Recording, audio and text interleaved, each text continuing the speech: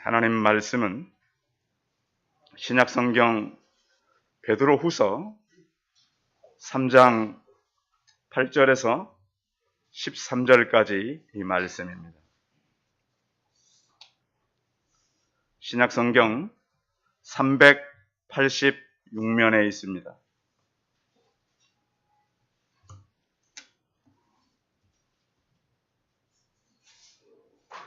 베드로후서 3장 8절에서 13절까지 말씀을 봉독해 드리겠습니다.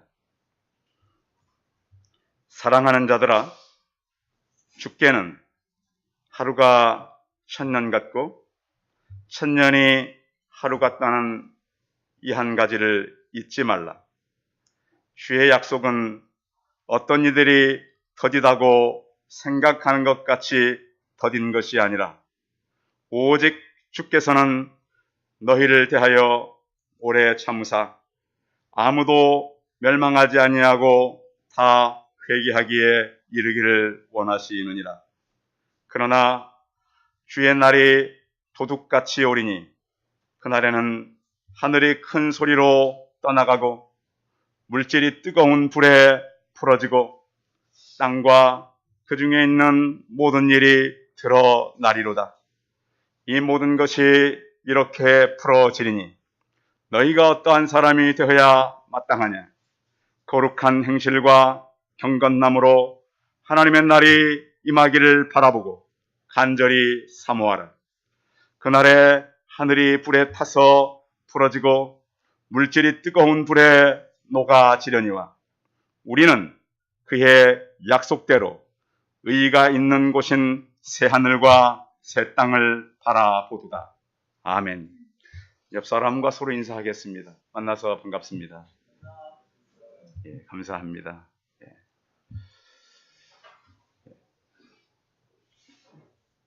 오늘도 우리는 기다림에 대한 그런 말씀과 함께 무더운 여름이 지나가기를 바라는 우리 성도들과 함께 성경의 사람들은 무엇을 기다리고 또 하나님께서 약속한 것들을 어떠한 자세로 바라보았는가를 같이 살펴보려고 합니다. 기다림은 우리 인생들에게는 다 알 수 없는 하나님의 영역이다 그랬습니다. 왜 우리가 기다려야 되는지, 왜 이런 일을 만나는지 우리는 다 알 수 없을 때가 참 많습니다. 그래서 기다림의 공간 속에서 기다림의 시간을 보내는 그 성경 속의 사람들을 우리가 공감을 하고 기다려야 한다는 것은 머리로 이해하는 그런 차원이 아니라 우리가 기다림의 장소에서 어떤 마음으로 기다림의 시간을 보내야 하는지에 대한 지혜가 필요한 것입니다. 기다림은 무력한 시간을 견디는 것이 아니라 용감한 선택과 같습니다. 기다림은 믿음과 소망과 사랑을 다시 붙잡는 일인데요. 하나님께서는 불확실한 상황 속에서 주님의 음성에 귀 기울이고 굳게 서라고 말씀하십니다. 그래서 믿는 자들에게 기다림은 용기와 같습니다. 시편 130편 6절에 보면 파수꾼이 아침을 기다림보다 내 영혼이 주를 더 기다리나니 참으로 파수꾼이 아침을 기다림보다 더하도다 그랬습니다. 우리는 하나님께서 무엇을 하시는가 궁금해할 때가 있는데요. 하나님은 절대 하나님의 시간에 늦지 않습니다. 실패하지도 않습니다. 그렇다고 너무 일찍 이루어 주시도 않습니다. 그래서 하나님을 신뢰하고 기다릴 때 우리는 처음에는 불안이 오지만 지난 주일 우리가 살펴봤던 하박국처럼 나중에는 평안이 오는 것입니다. 혹시 여러분들 안에 불안함이 있습니까? 예배를 통해서 우리의 주님 되신 예수 그리스도를 만나고 여러분의 마음이 평안이 이르는 기적이 있기를 바랍니다. 예배는 그렇습니다. 예배에 들어올 때는 우리가 여러 가지 복잡한 마음을 가지고 들어오지만 나갈 때는 참 평안과 위로를 얻고 돌아가는 것이 바로 산 제사여 예배인 것을 믿음으로 확신하시기 바랍니다. 그래서 예배 자리에 들어올 때 우리가 인체에 가지고 있는 모든 피와 나갈 때 우리에게 흐르는 피는 다르다는 것을 의사들이 많이 증명하고 있습니다.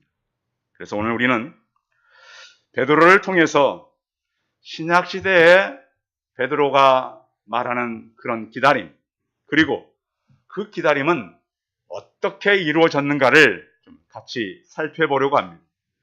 이 베드로 전서를 전체적으로 보면 전후서를 합쳐서요, 베드로가 그 당시에 요구했던 것은 기도를 멈추지 말고 기도하라는 거였습니다. 우리 성도들에게 있어서 기도는 호흡과 같습니다. 우리에게 가장 큰 빈곤이 있다면 그 빈곤은 기도의 빈곤입니다. 우리는 왜 다른 사람들처럼 응답이 별로 없을까요? 찾아보면 기도를 응답받은 사람들은 그 모든 문제를 생사를 걸고 기도했고요, 내게 주어진 일에 대해서 기도하면 하나님께서 반드시 해결한다라고 하는 믿음 가운데 기도했습니다. 열심히 했고 부지런히 부르짖었습니다. 그래서 우리가 성경에서 말씀하는 그런 베드로가 기도하라고 한 것은 뭐였냐면, 기도하면서 쉬는 것은 성도들에게 죄가 되기 때문에 그런 것입니다. 기도는 명령입니다. 분명히 말씀을 통해서 쉬지 말고 기도하라 그랬어요. 당연한 성도로서는 마땅히 해야 될 일이에요. 그런가 하면 이 베드로는 베드로 전후서를 통해서 서로 사랑하라. 왜냐하면 이 위기가 얼마 남지 않았거든요. 우리가 베드로 전후서를 대하면서 꼭 기억해야 될 역사가 있습니다. 베드로 전후서는 추후 한 64, 5년쯤에 기록됐어요. 그런데 예루살렘이 주 70년에 망해요. 그러면 지금 로마로부터 위기가, 그러니까 성경의 어떤 그 흐름은 비슷해요. 하바국이 바벨론이 진격에 오는 때를 바라보고 기록한 것처럼 베드로 전후서는 이제 로마가 그들을 향해서 진격해오는 그런 때를 기점으로 기록된 거예요. 그래서 서로 사랑하고 서로 대접하라. 대접하되 원망 없이 하라. 서로 봉사해라. 그러면서 주님께서 이 편지를 받는 초대교회 성도들에게 부탁했던 것들을 갈릴리 호수를 배경으로 오늘은 말씀을 같이 나누고자 합니다. 오늘 베드로는 우리 성도들이 가지고 있는 시간과 하나님의 시간에 대해서 차이가 있음을 말씀하고 있습니다. 왜냐하면 이것은 기다림과 관계되기 때문에 그런 것입니다. 오늘 8절 같이 읽어보겠습니다. 8절 시작. 사랑하는 자들아, 주께서는 하루가 천년 같고 천년이 하루 같다는 이 한 가지를 잊지 말라. 우리가 잘 아는 대로 제가 여러 번 우리 성도들에게 설명을 했으니까 하나님의 시간은 크로노스입니다. 그러니까 시간을 이렇게 초월해서 계시죠. 우리가 쓰는 시간은 카이로스이기 때문에, 크로노스이기 때문에 하나님은 초월해 계시지만 우리 시간은 시간에 붙잡혀 있어요. 그래서 성경에서 말씀하고 있는 카이로스와 크로노스는 서로 다른 거예요. 그래서 어떤 일에 대해서 우리가 원하는 그 시간대로 모든 것은 되어지는 것이 아니에요. 이사야서 55장 8, 9절에 보면 내 생각이 너희 생각과 다르다 그랬어요. 너희 길도 나와 다르다. 그래서 너희의 길보다 내 생각하는 것이 높고 내 생각은 너희 생각보다 높다 그랬습니다. 그래서 모든 것은 우리가 원하는 것으로 되어지지 않고 하나님께서 원하는 대로 되어진다는 거예요. 여기서 우리가 이제 누가복음 5장으로 가면 하나님의 시간과 베드로의 시간이 달랐음을 우리가 살펴볼 수가 있어요. 같은 장소에 일어났던 계속 시간이 반복되는데요. 베드로가 생각했던 시간과 예수님께서 생각했던 시간은 너무 다르게 우리에게 나타나는 것을 알 수 있습니다. 맨 처음 베드로가 갈릴리에서 예수님을 만날 때는 그가 빈손이었을 때 만났습니다. 밤새 그물을 던졌지만 그의 손은 빈손이었습니다.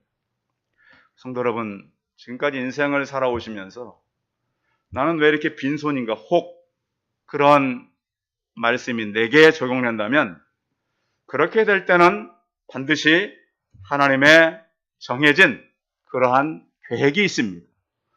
우리 인생에서 벌어지는 우연은 없습니다.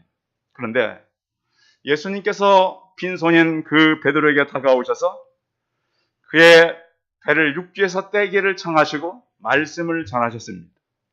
그 말씀의 내용은 별로 기록되어 있지 않아요. 그런데 말씀을 마치시고 베드로를 향해서 깊은 데로 가서 그물을 내려 고기를 잡으라 그럽니다. 아마 배를 띄워놓고 예수님의 말씀을 전하는 동안 베드로의 마음이 움직였던 것은 분명합니다. 왜냐하면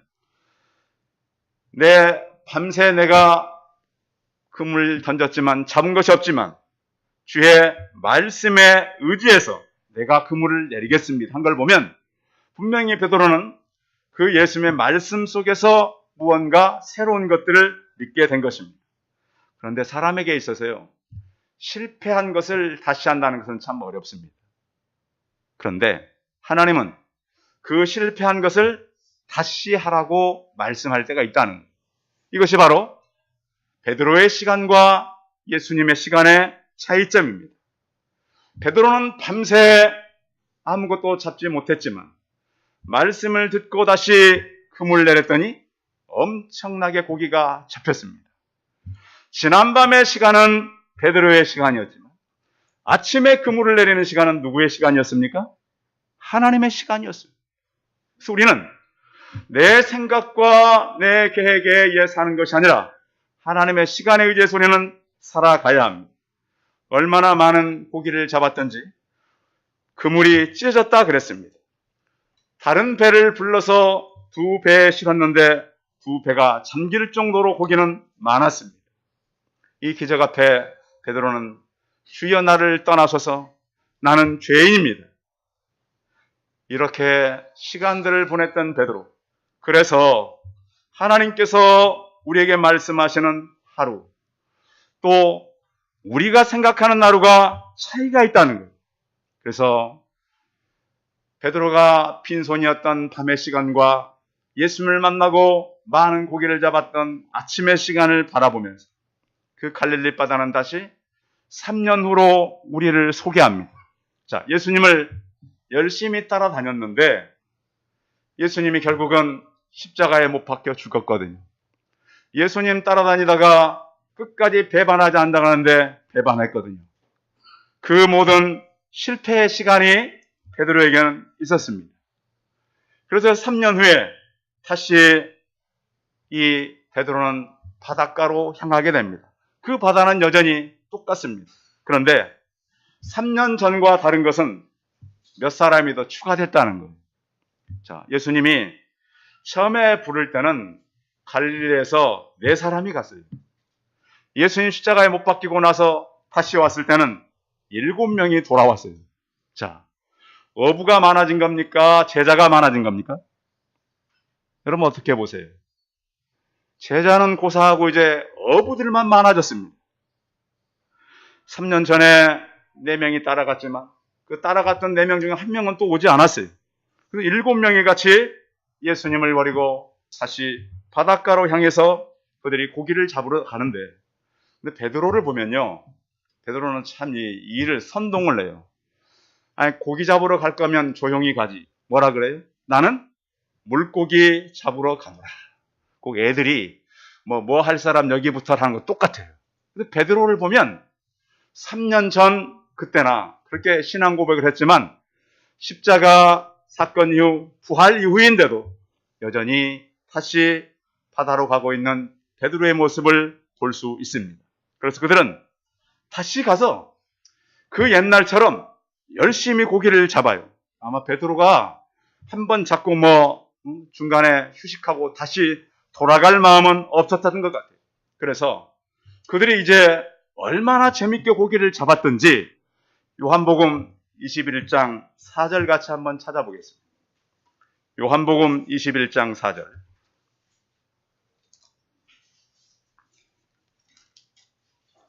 찾으셨으면 같이 한번 읽어보겠습니다.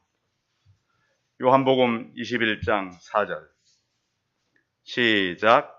날이 새어갈 때 예수께서 바닷가에 서셨으나 제자들이 예수님인 줄 알지 못하는지라. 예수님이 어떻게 하고 계셨다고 성경은 말씀하죠? 어떻게 하고 계셨어요? 서 계셨어요. 분명히 예수님 그랬거든요. 내가 너희보다 먼저 갈릴리로 가겠다. 예수님은 지금 계속 서서 제자들을 바라보고 계신 거예요. 그런데 제자들은 지금 주변에 누가 있는지도 몰라요.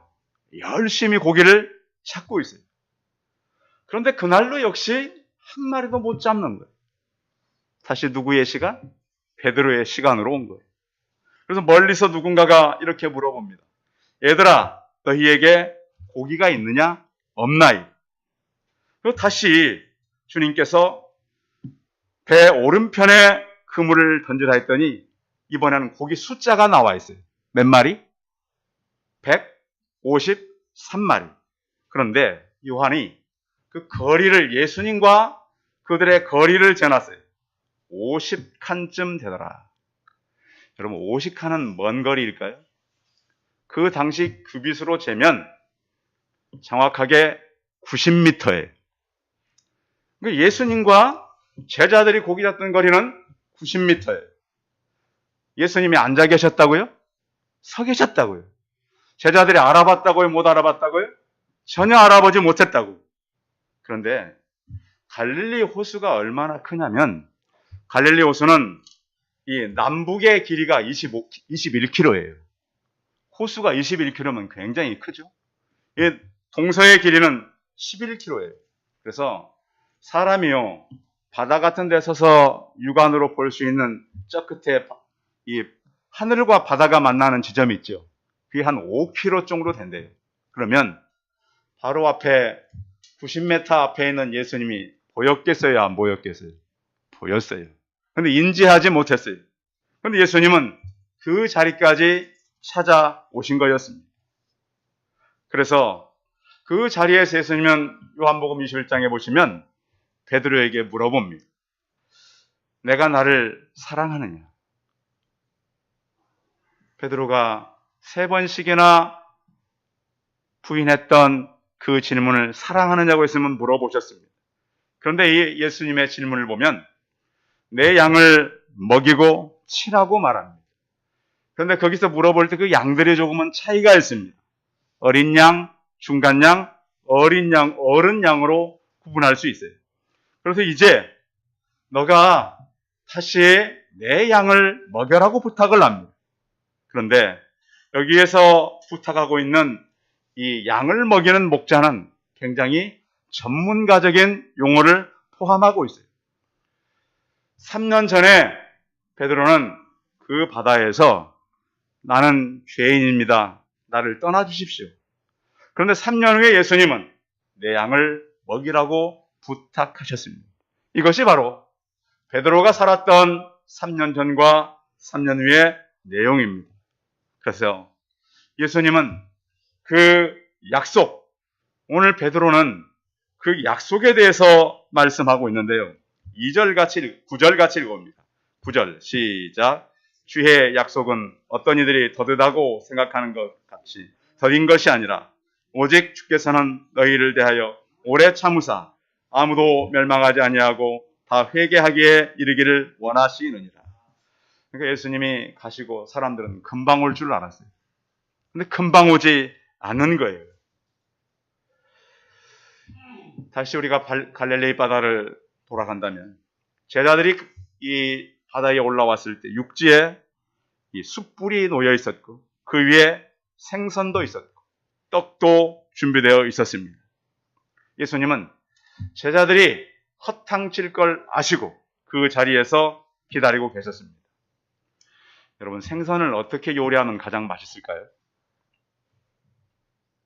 잘 모르시죠? 예수님께서 어떻게 구우셨는지를 보면 압니다. 올라와 보니까 거기에 숯불이 놓여 있었습니다. 생선은 약한 불에 숯불에 천천히 구워야 가장 맛있습니다. 예수님의 생선구이 방법입니다. 그러면서 밤새 시간을 기다리셨습니다. 그러면서 그들이 왔을 때 베드로에게 과거를 묻지 않았습니다.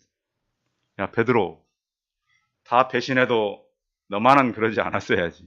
어? 다른 제자들, 야, 베드로가 온다고 다 따라오냐? 내가 밤새 서서 기다렸는데, 얼마 되지도 않은 거리에서도 나를 못 알아보냐? 그렇게 말씀하지 않았습니다. 내 양을 먹여라. 이 부탁만 예수님은 하셨습니다. 그래서 우리는 오늘 그 본문의 8절에 예수님께서는 이 베드로와 제자들을 얼마나 기다려줬는가, 또 다시 오실 예수 그리스도를 어떠한 마음으로 기다려야 하는가를 우리는 알 수 있습니다. 자, 그날이 오는데 어떻게 온다고 말씀하냐면 10절입니다. 10절 같이 읽어봅니다. 시작. 그러나 주의 날이 도둑같이 오리니 그날에는 하늘이 큰 소리로 떠나가고 물질이 뜨거운 불에 풀어지고 땅과 그 중에 있는 모든 일이 드러나리로다. 하늘과 땅의 변화, 또 그 땅에 사람들이 만나야 할 1차적인 그 하나님의 때는 예루살렘 전쟁이었습니다. 그러니까 사람들은 예수님이 갔기 때문에 금방 오시겠지. 그런데 예수님이 오기보다는 전쟁이 훨씬 빨리 왔습니다.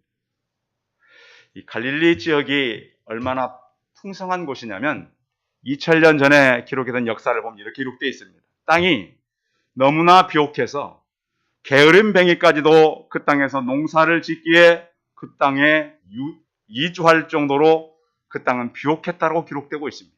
그런가 하면 갈릴리 호수의 물은 달콤해서 식수로 사용이 가능했고 어떤 강물보다 맛이 순하고 부드럽다 그랬습니다.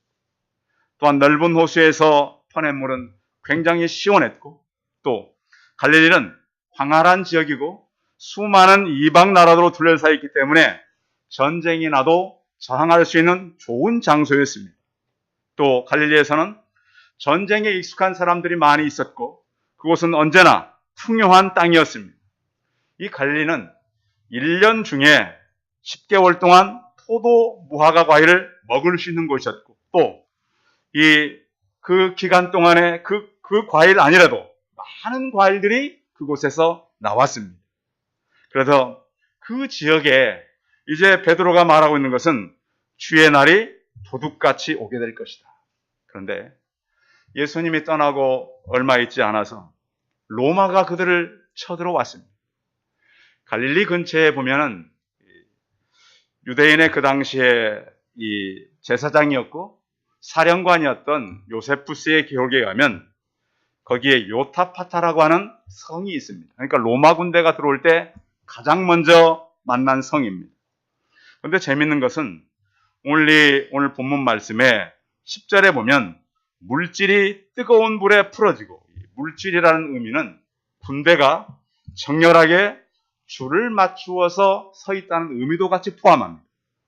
물론 예수 그리스도가 다시 오실 것을, 그리고 예수님이 다시 이 땅에 올 때 이 우주와 이 땅이 변할 것을 의미하고 있지만 그 말 속에는 이 말이 포함되어 있어요.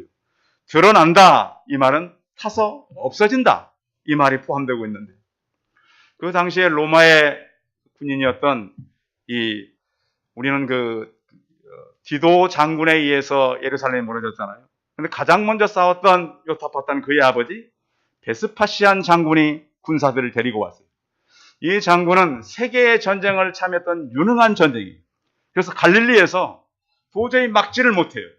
처음에는 용기를 가지고 싸우지만 로마군은 계속 보충이 됐고 유대 군대는 민병되어 있기 때문에 도저히 싸울 수가 없어요. 그럼 나중에 이 사람들이 그 성이 무너지자 갈릴리 바다로 도망갑니다.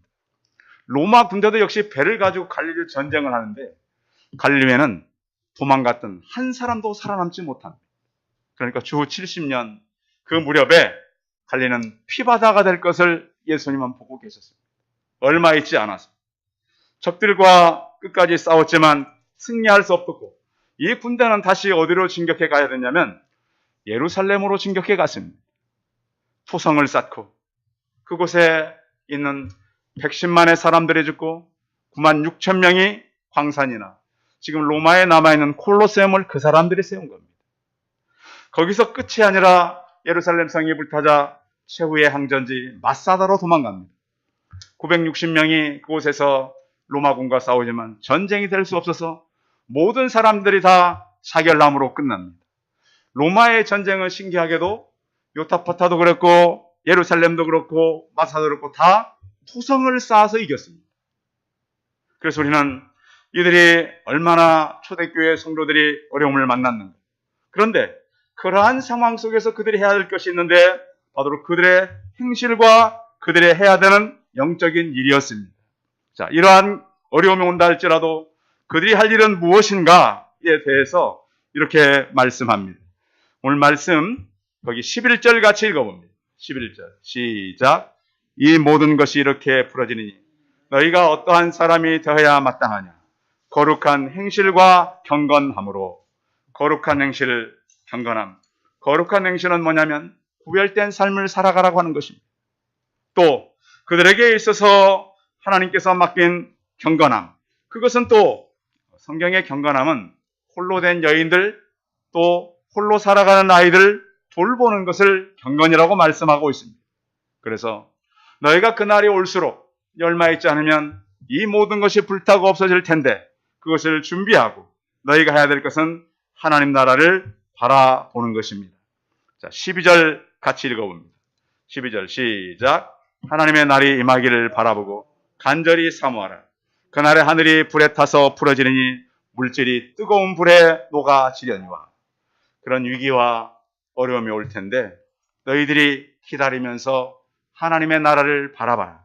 또 하나님의 새 땅과 새 하늘을 바라봐야 되는데 사람들의 이 기다림이요. 참 위기가 오면은 극한 상황에서도 사람들은 끝까지 기다리려고 합니다. 최근에 이제 그 어느 기록에 보니까 1972년도에 그 여름에 그 남한강 위역에 그때 태풍이 와가지고 엄청난 범람이 있었던 데가 있었습니다. 그게 이제 그 시루섬이라고 하는 그러니까 육지 속의 섬이죠. 비가 너무 많이 와가지고 44가국 230명이 살고 있는 섬을 그냥 물이 덮쳤습니다. 근데 그 섬의 제일 높은 곳이 바로 6m가 되는 물탱크였습니다. 물탱크의 지름은 5m밖에 안 됩니다. 자, 그 위에 사람이 얼마나 올라갈 수 있을까요? 근데 워낙 빠르게 급류가 밀려왔기 때문에 그 사람들이, 동네 사람들이 피할 수 있는 것은 그 물탱크 위였습니다. 길이가 5m밖에 안 돼요. 근데 그 위에 몇 명이 올라갔냐면 198명이 올라갔어요. 5m면 우리 공간, 이 안에 충분히 다 할 수 있는 공간이에요. 근데 이 사람들이 그 안에서, 이 남자들은 밖에서 팔짱을 끼고요. 사람이 겹겹이 올라간 겁니다. 몇 시간을 견뎠냐면 14시간을 견뎠습니다. 아침이 되어가지고 한 여인이 통곡을 하러 가보니까 그 3살 된 아이가 가서 압사당합니다. 지금 그 섬은 이 충주댐 건설 때문에 물에 잠겼지만 그 곁에는 지금도 그들이 얼마나 그 14시간을 기다리며 하나가 됐는가를 기념하는 그런 기념탑들이 만들어지고 그것을 사람들이 그 얼마나 견디기 위해서 여러 시간을 견뎠는가를 체험하는 학교에서도 그런 실험을 하고 그랬습니다. 성도 여러분, 하나님께서 우리에게 허락 주시는 것은 기다림과 주님께서 말씀하시는 하나님의 때를 바라보는 것입니다. 하나님의 때를 바라본다 그랬는데 오늘 베드로후서는 주후 64, 5년도에 기록됐다고 서두에 제가 말씀드렸습니다. 베드로도 이때에 순교를 당하고 바울도 이때에 순교를 당합니다. 세상은 왜 초대교회 성도들을 좋아하지 않았을까요? 요한복음 15장 19절에 보시면 너희가 세상에 속하였으면 세상이 자기의 것을 사랑할 것이나 너희는 세상에 속한 자가 아니요 도리어 내가 너희를 세상에서 택하였기 때문에 세상이 너희를 미워하느니라. 베드로는 그래서 이 시험과 위기를 만나야 될 그 성도들에게 하나님께서 우리가 나간 시간을 달리 생각하고 또 이 땅이 뜨거운 불과 물에 풀어지고 천재지변이 일어나서 우리에게 올 위기가 온다 할지라도 이제는 우리가 할 것이 바로 새 하늘과 새 땅을 바라보는 것이라고 말씀하고 있습니다. 왜 다가올 새하늘과 새 땅을 바라봐야 될까요? 그것은 이제 시작되는 로마의 핍박입니다. 로마의 핍박이 거의 250년 동안 지속됩니다. 그래서 313년 이 신앙의 자유를 인정하는 밀라노 칙령회에서 그들의 신앙은 보장이 됩니다. 우리는 오늘 이 베드로 후서를 생각하면서 초대교회 성도들이 얼마나 큰 고난과 무서운 전쟁을 경험했는가를 기억해야 됩니다. 베드로는 주님께서 주신 말씀의 약속을 기다리며 살라고 이 편지를 쓰고 있습니다. 그는 많은 실수와 그가 원치 않는 일을 했지만 주님은 그를 끝까지 영혼들을 먹이고 그들에게 다가가서 그들을 치라고 부탁하셨습니다. 하나님의 날은 하나님을 섬기지 않는 자들에게는 심판의 날이지만 하나님을 섬기는 우리에게는 구원의 날입니다. 이 날은 도적같이 온다고 말씀했습니다. 소리 없이 모든 사람이 잠든 시간에 찾아오게 될 것입니다. 밤새 그물을 던졌던 제자들, 가까이 주님은 계셨지만 그 주님을 알지 못하고 있었습니다. 그분의 약속을 초대교회 성도들 뿐만 아니라 오늘도 우리에게 1차적인 위기가 있다 할지라도 장차 올 그 예수 그리스도의 약속을 바라보며 이 무더운 여름을 보내는 저와 우리 성도들이 다 되시기 바랍니다. 기도하겠습니다. 살아계신 하나님, 베드로의 편지는 장차 오실 예수 그리스도의 날을 바라보지만 그들이 가장 먼저 맞이해야 될 것은 로마로부터의 전쟁이었습니다. 그들이 앞으로 닥칠 엄청난 전쟁과 250년 동안 기다려야 되는 그들의 인내가 필요했던 때입니다. 하나님 아버지, 초대교회 성도들이 이 베드로의 편지를 받고 오랜 시간 동안 하나님의 약속을 기억하며 살았던 것처럼 우리가 이 땅에 살아가는 동안도 우리 또한 주의 약속의 말씀을 의지하고 그 약속을 기다리며 살아가는 믿음의 백성들이 다 되게 하여 주옵소서. 주 예수 그리스도의 이름으로 기도하여 싸움나이다. 아멘. 광고 말씀 드리겠습니다. 휴가들 이렇게 하시고 그러시는데요. 안전하게 잘 돌아오면 좋겠고, 또 휴가 가시는 분들은 또 가셔서도 꼭 2가지 가져가시기 바랍니다. 뭐 가져가라 그러죠? 성경책하고 생명의 삶 가져가셔서 휴가 가서도 그곳에서 큐티 하셔야 돼요. 성도의 진정한 휴식은 말씀 안에 들어가는 거예요. 가서 물론 좀 육신이 쉬고 좀 이렇게 어떤 그 긴장감을 푸는 것도 중요하지만 진정한 우리의 휴가는 말씀 안에서 쉬는 겁니다. 그래서 휴가 가셔서도 꼭 성경과 생명의 산 가지고 가셔서 휴가들을 보내면 좋겠습니다. 우리 찬송하겠습니다. 찬송 336장 하신 후에 목사님 나오셔서 오늘 축도해 주실 수 있으시죠? 네, 오셔서 나오셔서 축도해 주시겠습니다. 찬송 336장 하신 후에 목사님 나오셔서 축도하시고 예배 마치겠습니다.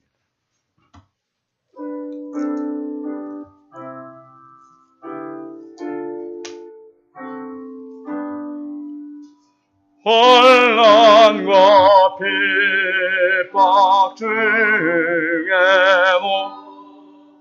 성도는 신앙 지켰네. 이 신앙 생각할 때에 기쁨이 충만하노라. 성도의 신앙 따라서 죽도록 충성하겠네. 옥중에 매인 성도나 양심은 자유하다네.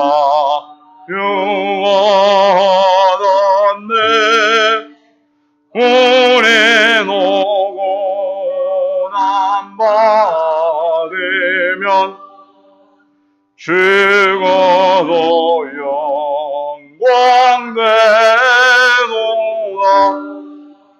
성도의 신앙 따라서 죽도록 충성하겠네. 성도의 신앙 본받아 원수도 사랑하겠네. 인자 너는 행실로 이 신앙 전하리라.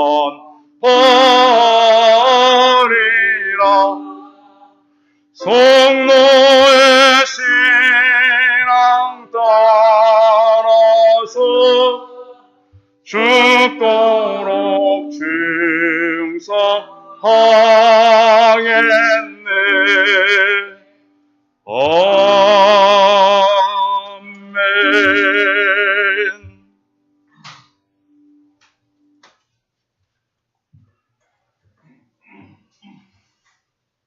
지금은 우리 구주 예수 그리스도의 구원하신 은혜와 하나님 아버지 우리에게 영생을 보내신 사랑과 우리 안에 예수 그리스도와 연합하여 하나님 성령이 통치하시는 하나님 나라가 오늘 예배드린 성파 새성교회 위에 이제로부터 영원토록 함께 있을지어다. 아멘.